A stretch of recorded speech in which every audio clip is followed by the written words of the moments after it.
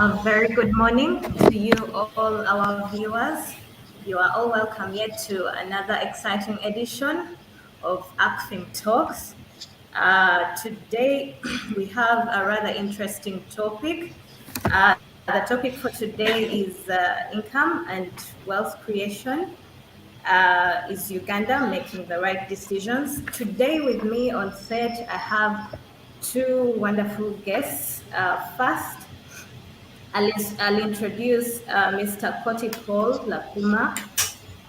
Paul is a research fellow in the macroeconomics department at the Economics Research Center.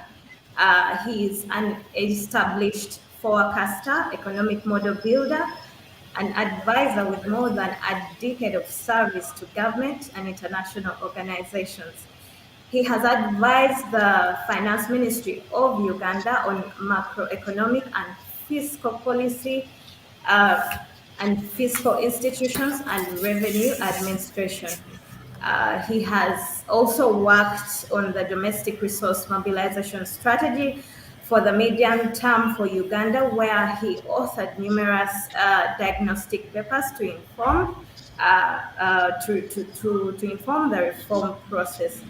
But most recently, Mr. Lakuma has been involved in the conduct of several farm-level surveys to establish the socio-economic impact of COVID-19 on the productivity of Uganda's employees, farms, and industries. Mr. Lakuma, you're very welcome to the show.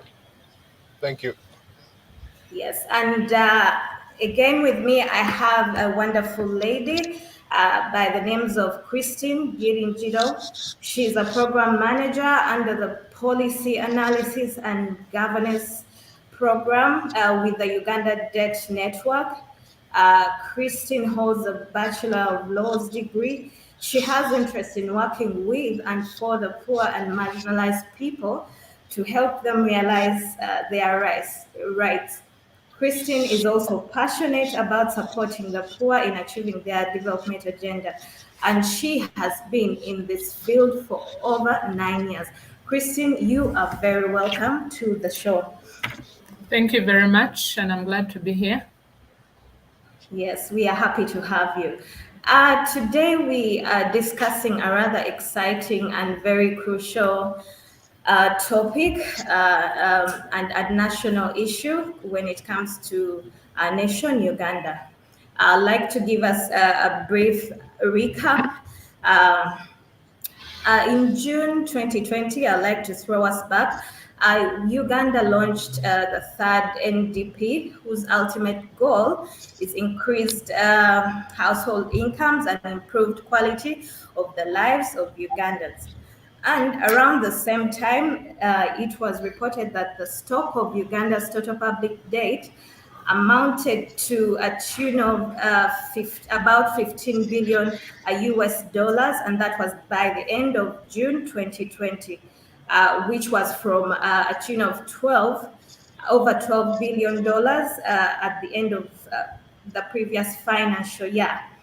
And of this, we had over 10 billion dollars, which is approximately 38 trillion as the external debt.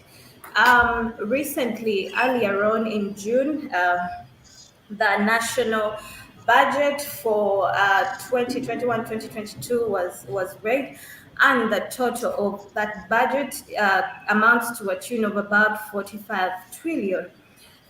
Looking at what we have as the total of our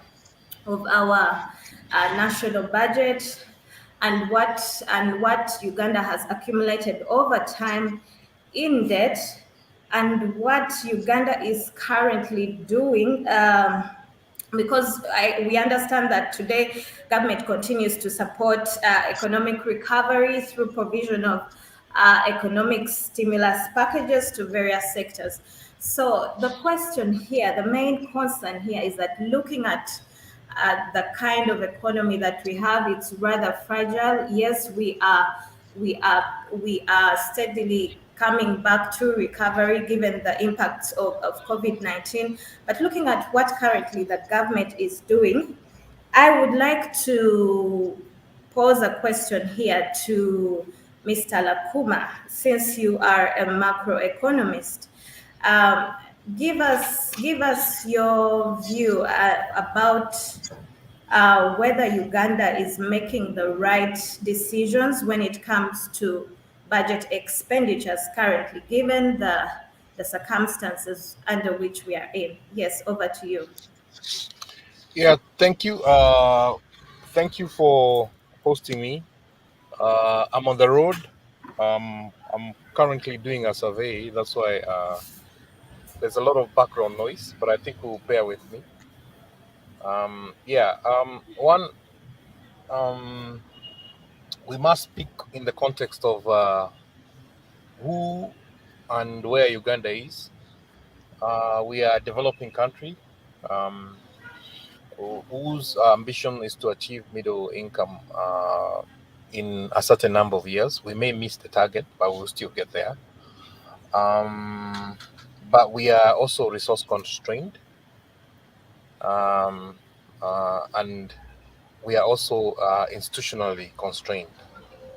We are not only resource constrained, we're institutionally constrained. So a lot of our expenditures are going to be informed by ability to mobilize revenue domestically, and also to contract debt because we are resource constrained, as I mentioned earlier. We have a wish list of things we want to do: roads, schools, hospitals, community development centers, improve agriculture, improve income, improve wealth.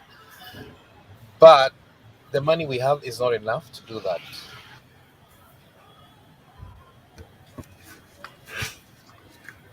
Yes, Mr. Lakuma, thank you very much. I would like to bring in Christine here. In your view, the current situation. Over to you, Christine. Yes, thank you, Annette. And my take on Global income and systems wealth do provide. creation, on whether Uganda is making the right decisions, I would basically say, of course, any country would want to create Yeah, income, okay. would Sorry. focus on wealth creation. Oh, Oh, sorry. Would focus on Oh, wealth creation for its citizens. But and Uganda has tried to do that. We've looked at the different interventions. You have the different government programs. You have the different stimulus packages, and through the budgets as well. But whether we are doing it the right way is now the questionable thing. Because for one, I think we are doing it the wrong way. Yeah, and I want to focus mainly on the investment policies and the tax policies that are in place. For example, the tax policies, and I've always been an advocate against the many exemptions, tax exemptions for the different companies, investment companies. This has come at the expense of our SMEs. Like, our economy is dominated by SMEs. Actually, the SMEs constitute over 90% of our economy. You have these market vendors, you have the crafts, these people who make simple bags and sell soap. And so we saw, like, during COVID time, especially the first time, when government came out with the stimulus packages, specifically maybe recapitalizing the UDB. And one of the conditionalities was to keep out these SMEs. They couldn't borrow because from the UDB because we are focusing on production, on manufacturing, and who does it, because we wanted to substitute imports. And so this basically excluded these SMEs. And we know what happened. The effects hit everyone across the board. Yeah. And so we see these were really affected. A number of them closed. And we appreciate that recently the Ministry of Finance has come out. There's an initiative to focus on these, to give support to these SMEs. But while it is welcome, it's a little too late because some of them have closed. The effects have been devastating, and yet they're expected to continue paying taxes. And then the different exemptions for these big investor companies, for example, we see them just getting clean money.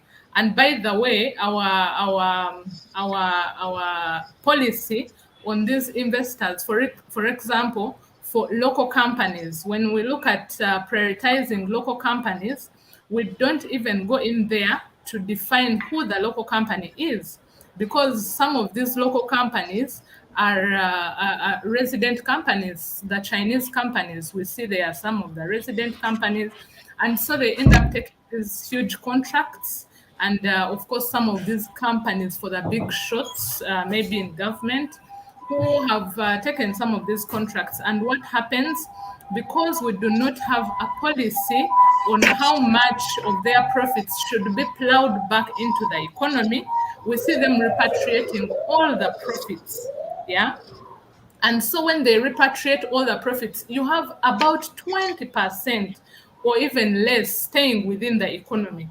And you see all this money going out of the country. Of course, you have it being repatriated by these very companies. You saw what happened in 2018 with MTN and the other telecom companies, where about 6 trillion was repatriated in just a year annually. And so what stays within the economy to to kickstart or to have the economy running? So some of the policies that we have, at least we want Parliament to come out with a policy on how much is supposed to be plowed back by this local investment company, by the investors, these companies, the Chinese and etc. How much can we have, like a 50% or 40% stay back, plowed back in the economy? Otherwise, everything they do, all their profits, they are plowed back. And remember, we are giving them tax holidays. They are not paying taxes, so we are not we are benefiting very marginally from these companies. Yeah.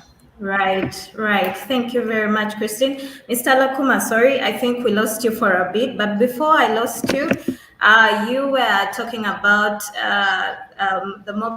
the issue of mobilization of revenue in this country, and Yeah. could you throw more light on what you think about Uganda's strategy when it comes to mobilization of revenue?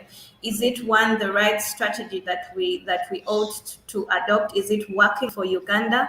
And in relation to the funding of the national budget as well. Over to you. Yes, as I was saying, we have a wish list of things we want to do. We have many needs. We are a country of 40 million people, more than 40 million people now. So there are so many needs against fewer resources.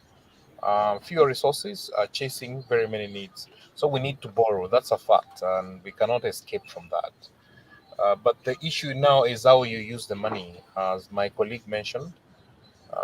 That there has to be good governance frameworks of how this money is used efficiently, equitably, to ensure that everybody benefits, to ensure that there's no mismatch between the debt you're contracting and the investments you're making. There we have cases where there's short-term debt addressing long-term issues, and yet the debt will need to be repaid in the short term, and yet the investment will be recouped in the long term. Those kind of mismatches needs to be addressed. Issues of only front-loading investment in infrastructure projects while neglecting social sectors like education and health, that also needs to be addressed. We need to balance the two. We need infrastructure, yes. We also need schools. We need hospital, as COVID has shown, and as COVID has exposed us that we thought our health system was performing well for the stage of development where we are. We were exposed and shown that there are a couple of things like ICU beds, high dependency units, which we need for our health system. And I'm happy now the government is working towards those things. So I'm not so much bothered about debt. I'm bothered about the governance of debt. Uh, Going to what my colleague has spoken about, we need to make sure there's consistency in the policies. I agree that we need consistencies in the policies we make and consistencies across board because yes, companies are repatriating profit, but it's because of the monetary systems we have. Uh, we we target inflation, and when you target the inflation, you have to have an open capital account. So it would be a contradiction to require companies to plow back, require by law if they want to for salary, it's okay, but to require it by law to retain a certain percentage domestically would be a contradiction of our monetary policy, and it would cause a lot of other trade-offs, particularly on the exchange rate and on on inflation targeting. We don't create money in this country. We don't print money to manage fluctuations in the economy. We just target the inflation. Our exchange rate is managed, so we must have an open capital account. Uh, that's how the economy works. It's There's no other way. If we try to now say capital is controlled, that capital which enters Uganda cannot go out, then we are going to have inflation going up, and it's going to hurt households. So we need to be careful. We need to examine our laws broadly, our legislations broadly, than just looking at one aspect. Because um, economy is like a building; it's equilibrium. There must be a balance in whatever you do. If you focus on one area only, you cause problems for other areas and even more friction in other areas. So as we try to uh, re- as we try to attract capital in the country and we try to retain the capital in the country, uh, we must make sure it's consistent with other tools, other monetary policies tools, so that there's no contradiction, and so that other sections of the economy do not bear the cost of our decisions. The moment we close the capital account, inflation is going to go up, and that's going to hurt households, and that's even going to be more dangerous. So, if we are going to reform our monetary system, then maybe we should consider also printing money if we are going to close the capital account. If we're going to say, okay, um, if you bring your money in Uganda, you can't take it out. You have to plow back your money here. Then maybe we should consider also printing money to mop up excess liquidity and maybe manage our exchange rate. So we must look at all those things broadly so that we don't have contradictions. That's what I wanted to point out. Thank you. Yeah, right. Thank you very much. Talking of governance of debt, I would like to bring you back here, Paul. One, you've clearly stated that the issue of debt may not be as big, but where the issue is how the governance of the debt. So, in your opinion, what alternatives are there for government to consider to pull out of this mayhem? And then, or still to that, looking at Uganda's economic models, how feasible are they in the current context? Back to you, Paul. Yes, my colleague has mentioned a couple of things which need to be done to make debt even politically acceptable. The reason there's a lot of whenever you mention debt, there's a lot of opposition, is because of how it's used. My colleague in the show has already mentioned about support to MSMEs. That um, the way the fiscal stimulus was designed, it kind of benefited uh, influential groups or larger people with larger influence, larger capital base than the MSMEs. I agree with that. That we need to look at balancing the fiscal interventions so that the MSMEs also benefit, women also benefit, the youth also benefit, and the large companies also, because they contribute a lot of jobs, more than the smaller ones and the medium ones. So there should be some equity in that, and then issues of accountability. Um, uh, we shouldn't hear of stories of radios were bought and then we don't see students with the radios. They are still struggling to access the alternative education, which has been um, which has been designed to work during this time when students are at home. That maybe lessons will be delivered through TV and radio. If the government bought the radios, how come the people on the ground don't have the radios? Those kind of things. Those small issues, they make people, they hurt the confidence people have and the trust people have in the government. And during a crisis and a pandemic like this, trust is everything. Trust is the biggest currency you have. You need to win the trust of the people by trying to do things the right way, trying to be accountable. Where mistakes happen, you own up. Where things did not go right, we also recognize there are some institutional constraints. Like, one, we don't have a database of the poor, uh, of the small businesses, of how much do the women contribute and the youth contribute to the economy. We don't have such a database, uh, and maybe going forward we should consider creating one. But we must work within what we have, but we must do it in a way that um, uh, promotes confidence in the government and the way the government is doing. Also, governments, where there's a gap, government should approach uh, areas where there is expertise, like the private sector could also advise. Uh, Government does not have a monopoly of all the good ideas. The private sector could have good ideas. The civil society, like where my colleague comes from, they have great ideas. They should work together.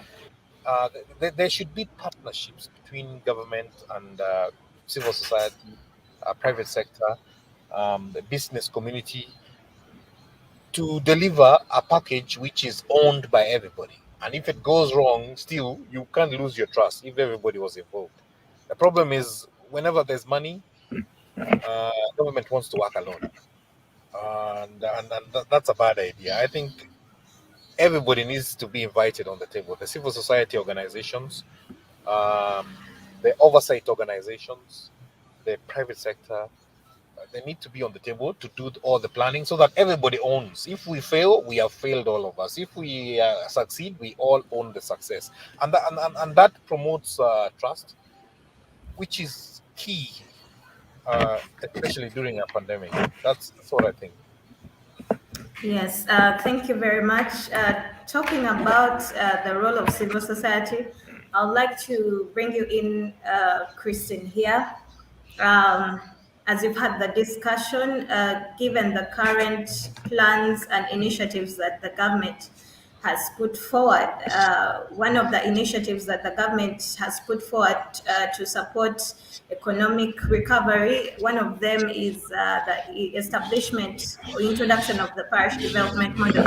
So, as the civil society, what do you think your role would be in ensuring that some of these initiatives succeed?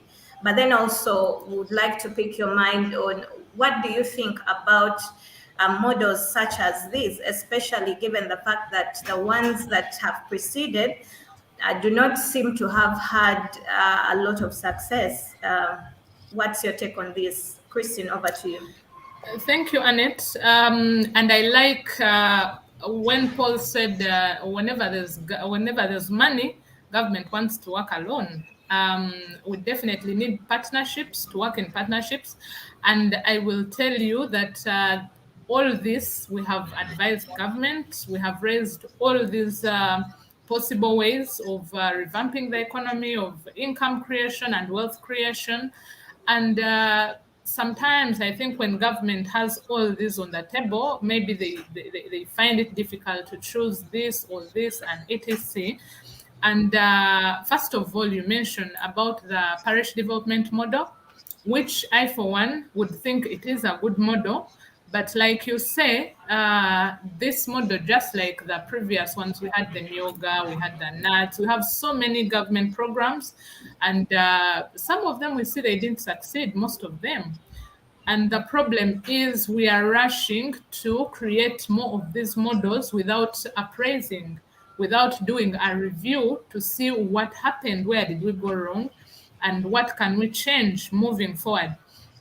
So for me, first and foremost, I look at the planning aspect for these wealth creation models that is missing. And just like PDM as well, the planning was not there. If not adequate, it was actually not there.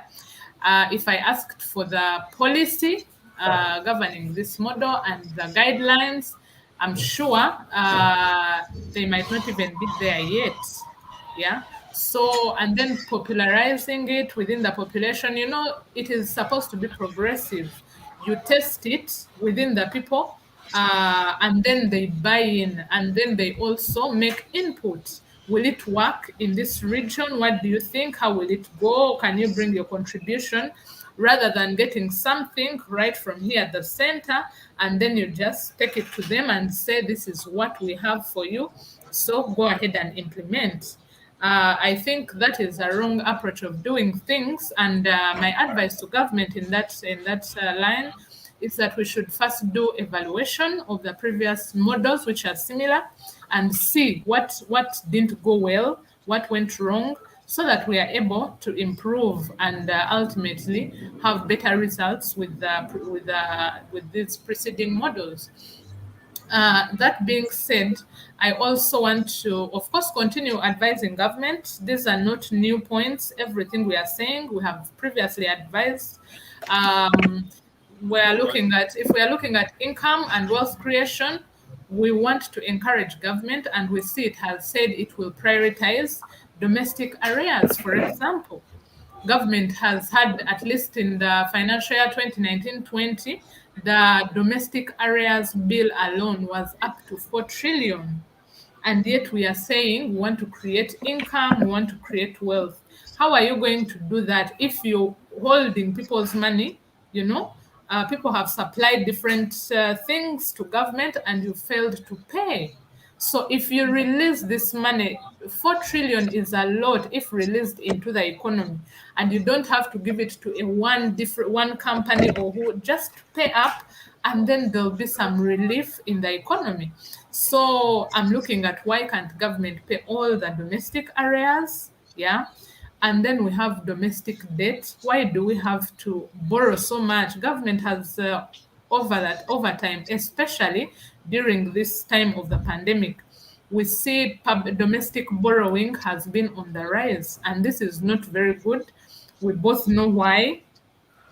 Why don't we as government, because government has some banks, has shares in some of these local banks, it owns Post Bank, it has shares in some of these banks. Why don't we recapitalize those banks? Or we could even merge them so that we come up with one big bank that we can call a Uganda Public Bank or something. And then we can always get maybe loans from there, instead of going to the market, to the commercial banks, and borrow at so huge interest rates. But we could even have these banks where where we can have our citizens come and get credit at cheap interest rates. Because right now the economy is struggling, because we cannot, you, me, and another SME is finding it so hard to borrow from the commercial banks because they are running to government. So we want to see government reduce the domestic borrowing, whether it is through creation of this one big bank, merging the smaller banks, and then focusing on borrowing from this bank, so that the commercial banks can now go back to lend to the people, and the interest rates would ideally come down. Yeah. So, and then again, I want to emphasize the point on planning. We have good points. Like I said, government has many good programs. They come up with the programs, but the missing component, even with loans, when we are borrowing and etc. And by the way, Paul, here at UDN, we always say UDN is not against borrowing. We are for responsible borrowing.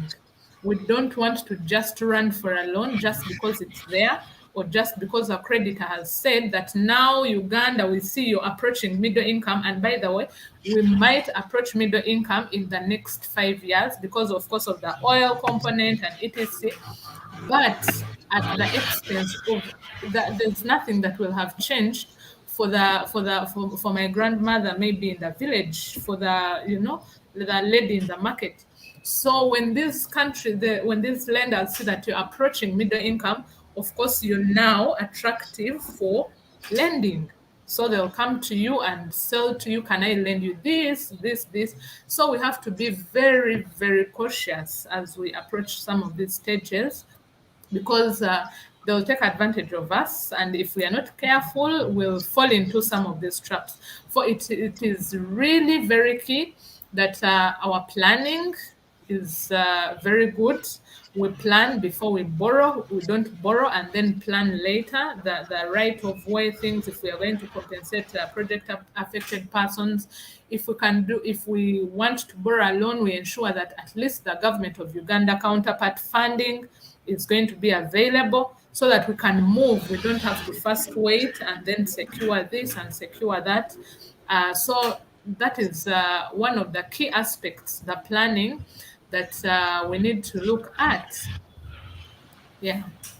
Right. Thank you very much for that insightful discussion. Our time is fast spent. It's 11:32 right now.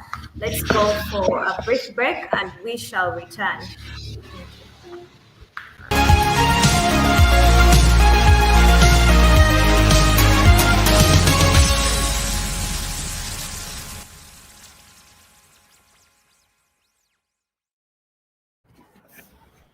Right. The monster of money politics is eating up Uganda's democracy. When you take money from a candidate, it means you are feeding the monster. Then you become a part of the problem. When a candidate who overspends on campaigns is elected, he or she will not represent voters but himself. He or she will engage in corruption to recover campaign money. Social services will not be delivered and the voter will suffer more. Voter, let's be wise. Give democracy a chance. Do not sell your vote. Focus on the issue.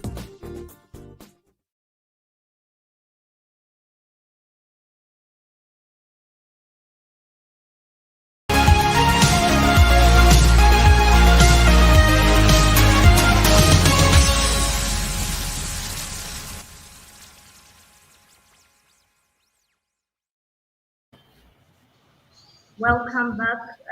Once again, this is ACFIM Talks and your host, Annette Chirabo.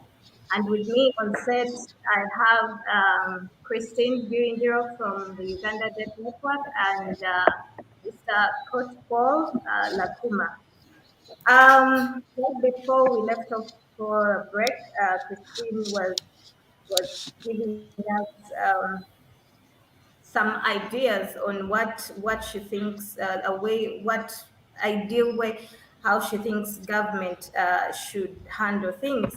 So I'd like to bring you in here, Paul.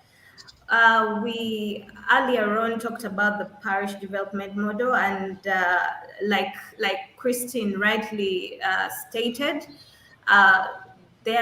whereas it's a very good model, there has been little or no planning for this. It seems to have been a rushed initiative, in as much as the intent could be good. So the question here is one, we've had a track record of quite a number of initiatives being politicized. So what do you think that this model will be will be caged from that from the politicization that the other previous initiatives may have suffered, that has probably caused their unsuccessfulness. Over to you, Paul. Yes, my colleague mentioned, I think there's need for appraisal of past models, the NADs, mm,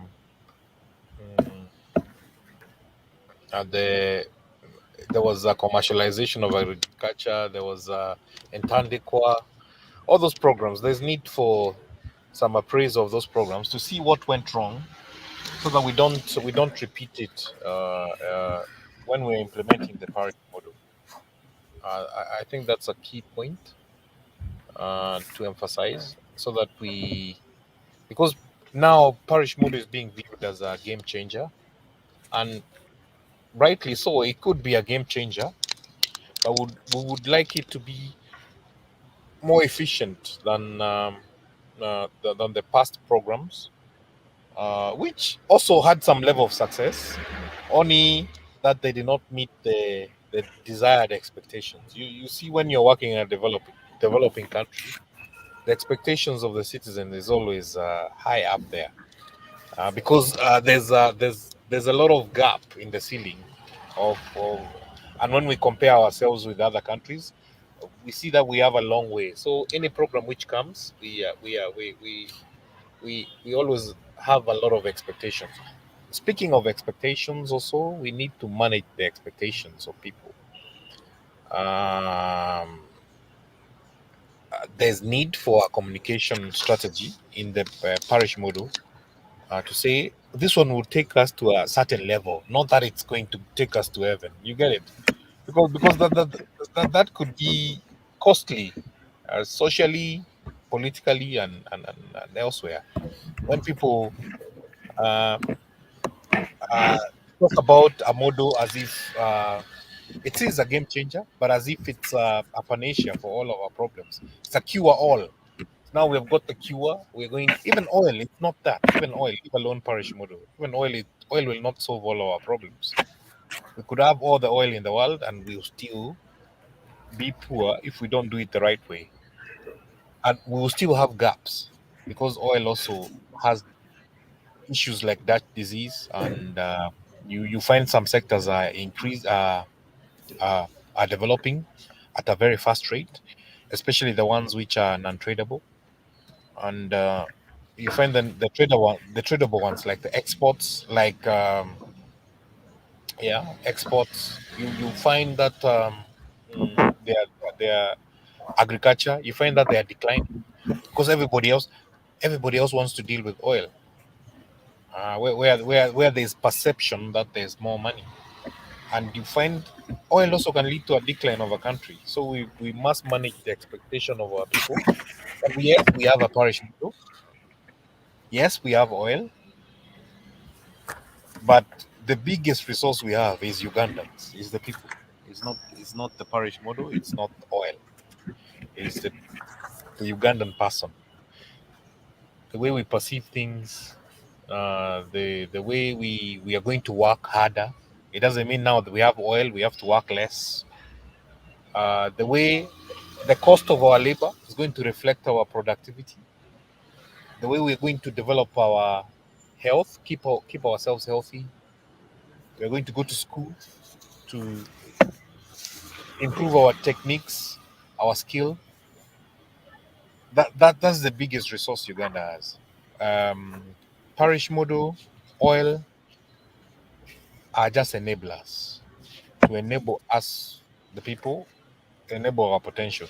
But apart from that philosophical part of it, uh, um, let me talk about things which are workable, which have been mentioned by my colleague from UDN. Is we need to find out what went wrong with the other models, and then so that the parish model we reduce. Not that it's not going to go wrong. We are human beings. Things are going to go wrong, but we can reduce.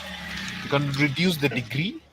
If what went wrong in the other models was 50%, we can reduce it to 20%, and that will be much better. An effective way of using scarce resources, as we mentioned earlier at the beginning of this debate. We lay down two themes. We said one, we are constrained by resource. We don't have enough resources. Two, we don't have strong institutions. So we are working in that environment. Yeah, in that context, in the context of less than desirable institutions and less than desirable resources, I really approve the idea of finding out what went wrong with Entandikwa, Bonabagagawali, all those programs, and trying not to, and having it in the M&E framework for the parish model. Thank you. Yes, thank you very much. I would like to draw us back to our revenue of Uganda. Last financial year, the target of the government of Uganda was over 21 billion Uganda shillings, and they managed to attain over 19 billion shillings. Now, as we know that local revenue should be one of the avenues through which the government should fund the national budget. Looking at the difference in looking at the variance between the target or what we collect as our revenue and looking at the total of the national budget, it seems to be rather big.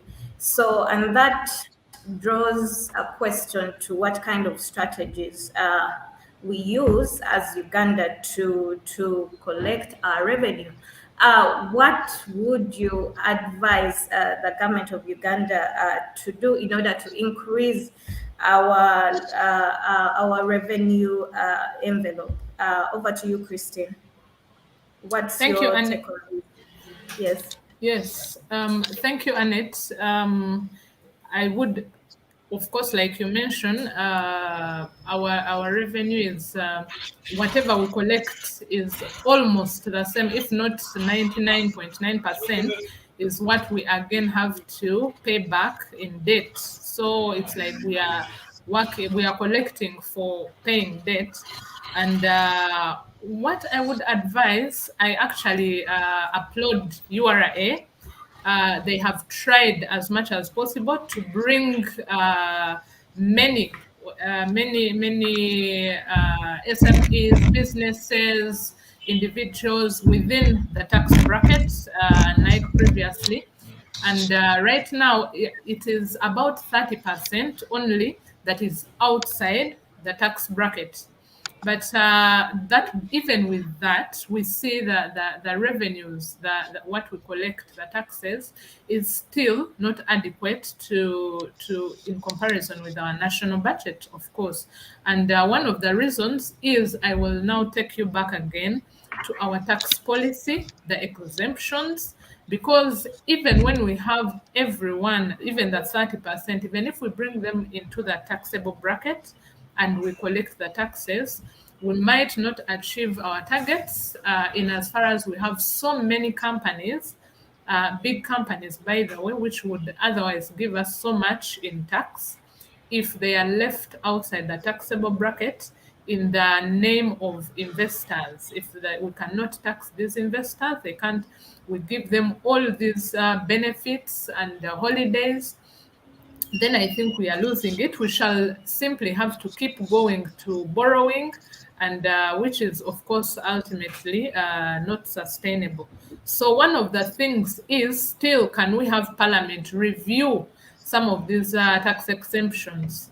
The companies that have tax holidays and etc. Can we have them reviewed and see what is the cost-benefit analysis? How do they benefit us? Some of them we don't even benefit that much, yeah. They are not employing, even when they employ, Paul, like you say, even when they try to employ some of our local people here, you find they're the ones that are at the tail end, and the earning or the salaries that they're given are really so meager. So can we have parliament? Can we review some of these tax policies in a bid to bring most of these on board? Because really our economy is not, we've been hit by the pandemic, and we need to collect as much money as possible. We need to close out some of these, loopholes and etc. And so I also agree with Paul that we must ultimately, the human capital is the capital of this country, and so we have to invest in it, much as we invest in oil, we invest in whatever, but let's invest in the human capital. And in that lens, look at health, for example. You need a healthy population, but how much of our national envelope is going to health? If I recall, much of the health budget is not domestically funded, is not funded by the government of Uganda. We have donors fund the biggest chunk of our health sector. And so if anything were to happen and maybe they have to pull out, how sustainable is our health sector? Can we invest in education? Can we, increase some of these investments? We had said we shall support the SACCOs. There was some stimulus package that had been promised to private teachers as well because of COVID. And so they were advised to form SACCOs through which they would get this money. But has it come yet? It hasn't. At least to the best of my knowledge, they haven't yet benefited. Can we focus on some of this? And then again, I'll also advise, of course, we are not going to cry over spilled milk. We'll not say that government, why did you privatize so much? Because privatization hurt us so much. But moving forward, we want to see government reinvest. Can government buy shares again in some of these public companies? Can we bring back cooperatives? Yeah, because they really helped us, and especially if we are looking at the common man, like at the bigger section of the population. If you're looking at this person in the village, we know parish development model looks good, but can we make sure we implement? The biggest problem with our country, they say, is not the laws, but the problem is the institutions, like Paul said, but especially implementations. We have the laws, we have the institutions, we even have the ideas, because what I was going to recommend, some of them, is agro-industrialization. That will really help revive our economy if we can have that value addition, the chain, and then we can produce. Our farmers can be enabled to produce. We can get market if we can open up for regional markets and etc. And then we export. All that is possible. But if we do not have implementation of the laws, of the policies that we have, which are actually good, then even PDM will fail completely. So we have to make sure we follow up at each stage, we monitor, and we demand results so that we can see some of these things succeed. And of course, ultimately, we'll see income to households improve tremendously.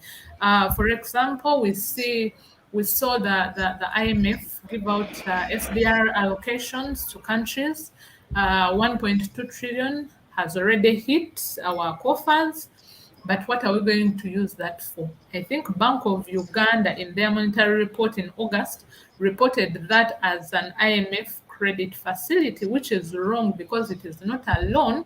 It is, if I should, for lack of a better word, it is clean money, no interest, no nothing. But they don't say go and eat. But that is basically our money as a country because of what we have invested in the IMF. So this is supposed to be to address the effects of the pandemic, of course. So we have to make sure We, of course, sorry, I have to keep calling upon Parliament, because these are our representatives. We will have to cry to them.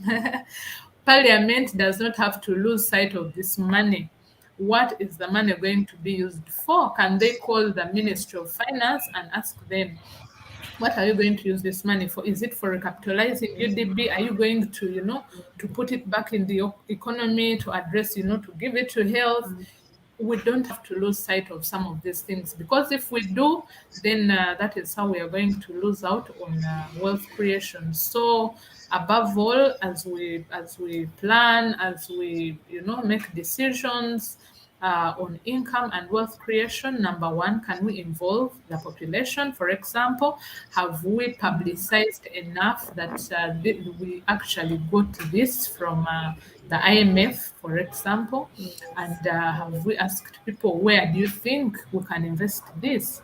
Because this is our money, this is the population's money. And then, of course, our debt, we don't want it to go to debt repayment. Our debt keeps growing. You were saying, how much did you say? Right now, as of June 2021, we are at 71.6 trillion shillings. And this has increased. Imagine, in 2019, we were at 49 trillion, and now in 2021, we are at 71. Can you imagine, from 49 to 71? That is not healthy. Granted, we have challenges with COVID and we had to borrow so much, unfortunately, domestically, and now we have to borrow again to pay the domestic bill just in 1 year. And so this is not healthy. This is not healthy for the country. We have, of course, we have advised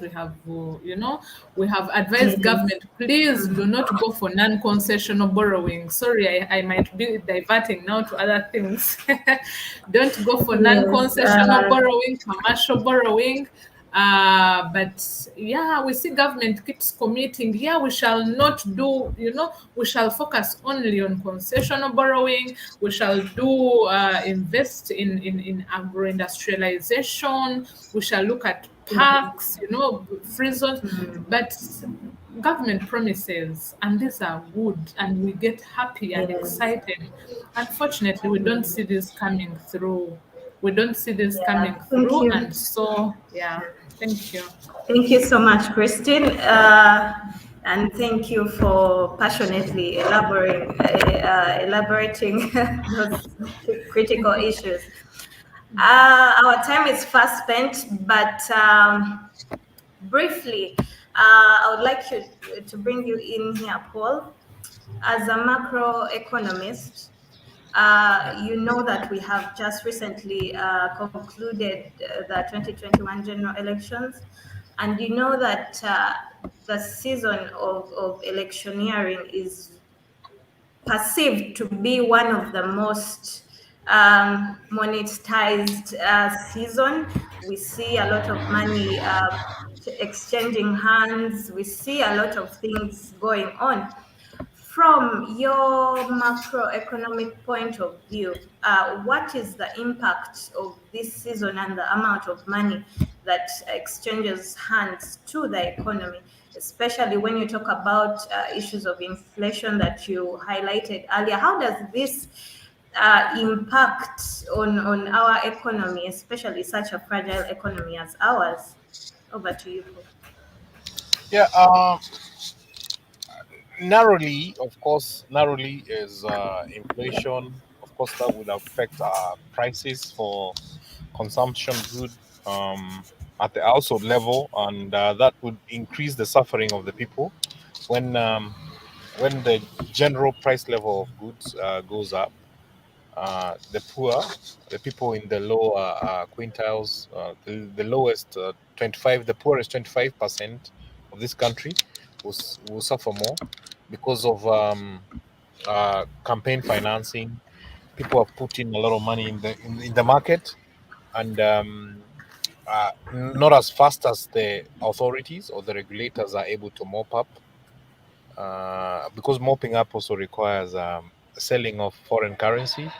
So that's another angle. It also depletes the reserves, because to mop up the local currency from the market, the central bank needs to to relieve of its stock of reserves by selling reserves. That also now it moves back to imports. We will not be able to finance our imports, which are very important. Some are essential, like medicines. Others are used as intermediate inputs in industrial goods. And when industries cannot have inputs, people will be fired. You see the chain from inflation to household prices to reserves to industries not being able to meet their productive capacity, so they need to relieve of workers. Workers are fired. They can't provide for their families. Families will break up. Children will not go to school. uh, it goes up to affecting human resource. You see the chain True. of all that, the chain impact of a simple decision as um, excessive spending during campaign period. Broadly, now that was the narrow part of it, the economic part of it. Broadly, it affects the economy also. We get poor leaders, people buy their way to power. Then you get people who don't deserve to be in certain positions because they are there because they have money, or they have used the money influence to get into certain positions. So when they get there, they make the wrong decisions. They're not well equipped to be leaders. That's another cost. And then unfairness also. It creates a society where there's a lot of injustice, and when people are when people are living in an unjust society, it creates political fragility. I'm not saying it can lead to a war, but we have seen in other countries uh, where people feel their the leadership which is in power is not legitimate because they bought their way into power, and it can lead to fragility. So yeah, True. broadly, those are some of the impacts of not controlling campaign financing. Yes. And that leads to the next issue: is maybe we have a legislation. What you guys have been um, Yeah. agitating for, or um, agitating maybe is too strong. Advocacy. You have been doing advocacy for in the last years. But in that context, also we must also be very realistic that it's not. We can have a legislation, but it doesn't mean it's going to stop. It's not very easy to control money in a cash society, where everything Right. is cash. Yeah, not everything is in the banking system. There's a lot of liquidity everywhere. Yeah, Yes. it's going Yes. to be a hard task. Even if we have the legislation, we can't stop there. It's a Yes. long road. It's a long road to having a regulated uh, uh, campaign financing in Uganda. It's a long road. It goes beyond just having a legislation. It, Yeah. it goes into minimizing avenues for liquidity. That goes into the banking system, having plastic money, uh, reducing cash in the society, all those things. Mindset change. You can do all those things if people, their mindset is still cash. People will still carry millions of shillings in pockets. So True. mindset change is also part of it. Yeah. Thank you. True. And Yes, Christine, you want to add to that? forgive me, Annette. I just wanted to Paul forgot just one point there, and All I'm right. just adding it there.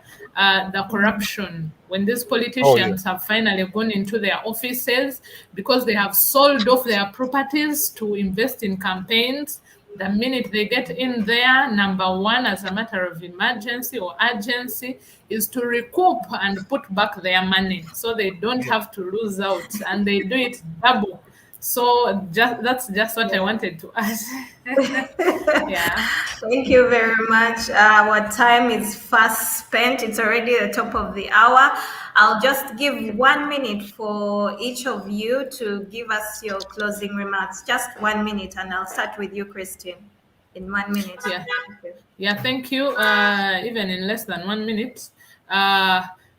Basically, my view, my plea, and this goes to government, but mainly to Parliament.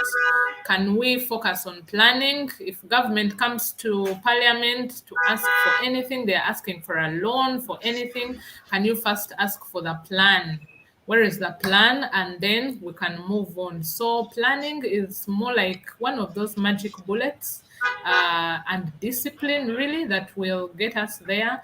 Number two, let us implement strict implementation, follow the law, let institutions be independent, but most importantly, let us evaluate our projects to see what has worked, what has not, so that we draw lessons for future implementation. It is only in that way that we can make the right decisions as we create income and wealth for our people. Thank you very much. Yeah, for me, Yes, Paul. they are just keywords: governance, trust, equity, equity for women, for youth, for small businesses, governance in the government system, partnerships between government, civil society, private sector, the non-governmental organizations, and even international organizations. This is not a time to work alone. You have seen the COVAX facility of vaccine. Without that facility, some of us would not have got the vaccine. So partnerships in that aspect is important. I'll repeat again: it's governance, equity, partnerships, and transparency. Thank you. Right. Thank you very much. Thank you so much for joining us, our viewers out there. My name has been Annette Chirabo, and we've been with Christine from UDN and Paul Corti, who is a research fellow. Thank you so much for joining us. Until next time, have a great weekend. Thank you. Thank you. Thank you.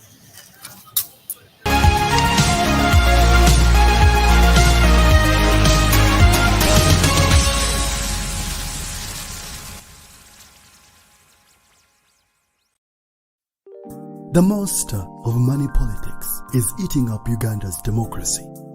When you take money from a candidate, it means you are feeding the monster. Then you become a part of the problem. When a candidate who overspends on campaigns is elected, he or she will not represent voters but himself. He or she will engage in corruption to recover campaign money. Social services will not be delivered and the voter will suffer more. Voter, let's be wise. Give democracy a chance. Do not sell your vote. Focus on the issue.